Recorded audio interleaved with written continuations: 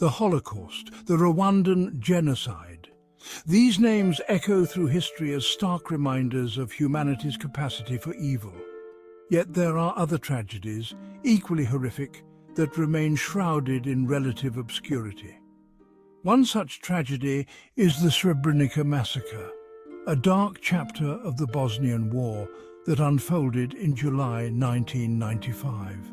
Over the course of a few days, more than 8,000 Bosnian Muslim men and boys were systematically murdered. This act of genocide stands as a chilling testament to the consequences of unchecked hatred and the failure of the international community to protect the innocent. This video delves into the heart of this atrocity. It examines the historical context, the key players, and the events that culminated in the massacre. More importantly, it serves as a solemn reminder of the human cost of indifference and the imperative to prevent such horrors from recurring. To understand the Srebrenica massacre, one must first grasp the tumultuous backdrop of the Bosnian War. Yugoslavia, a socialist federation cobbled together after World War I, began to unravel in the late 1980s.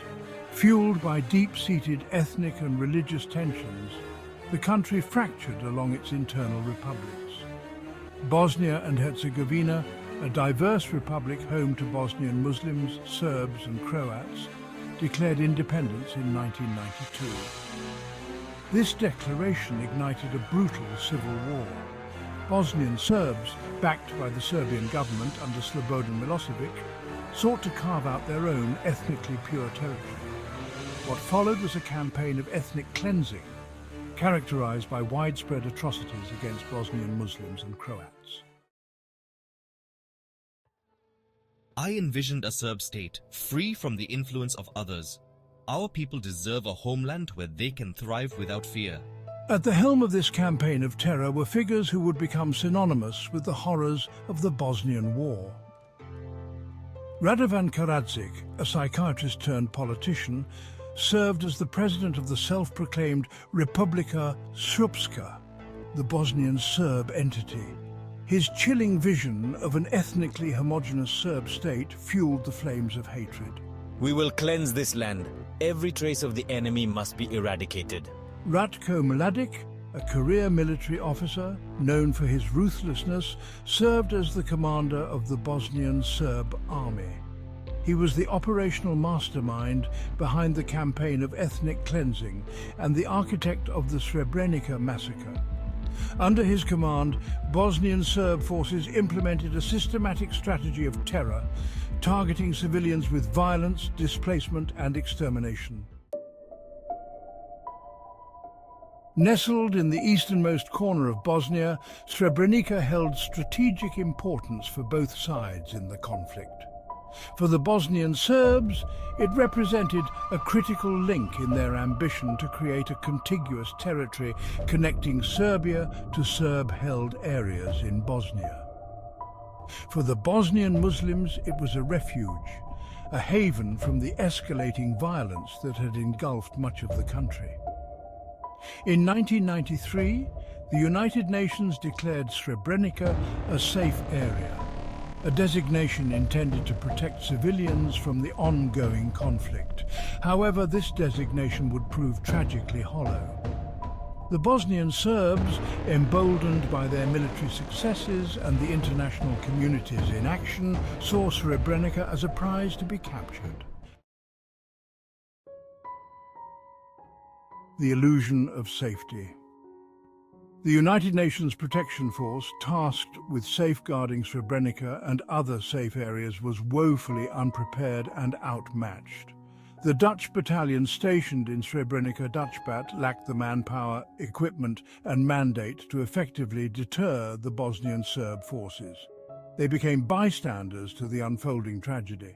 The Bosnian Serbs, under the command of Ratko Mladic, exploited the UN's weakness and the international community's reluctance to intervene.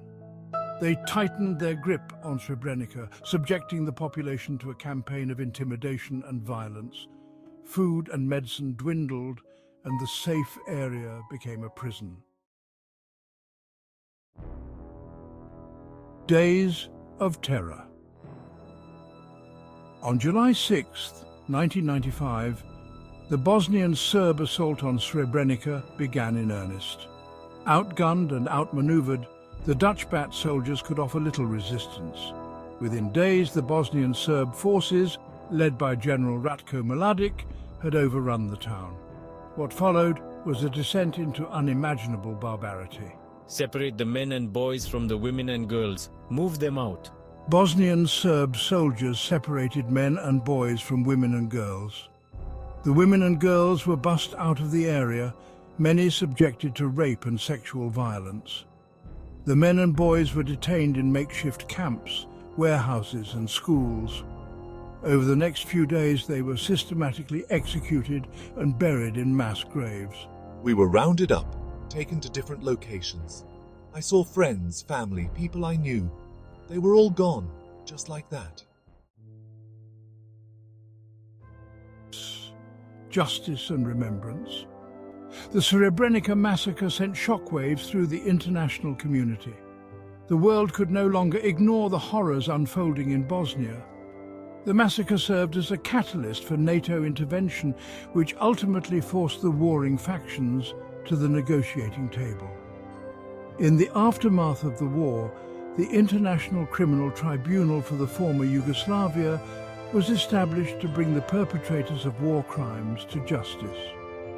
Radovan Karadzic and Ratko Mladic, the masterminds behind the Srebrenica genocide, were eventually apprehended and tried for their crimes.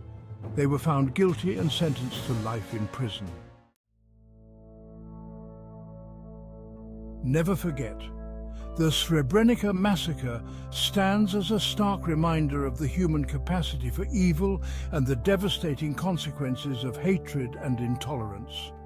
It is a testament to the failures of the international community to protect the vulnerable and uphold the principles of human rights. The memory of Srebrenica compels us to confront the roots of genocide, to challenge indifference and to demand accountability. It is a call to action, a reminder that the fight for justice and human dignity is an ongoing struggle. Only by remembering the victims and learning from the past can we hope to prevent such horrors from happening again.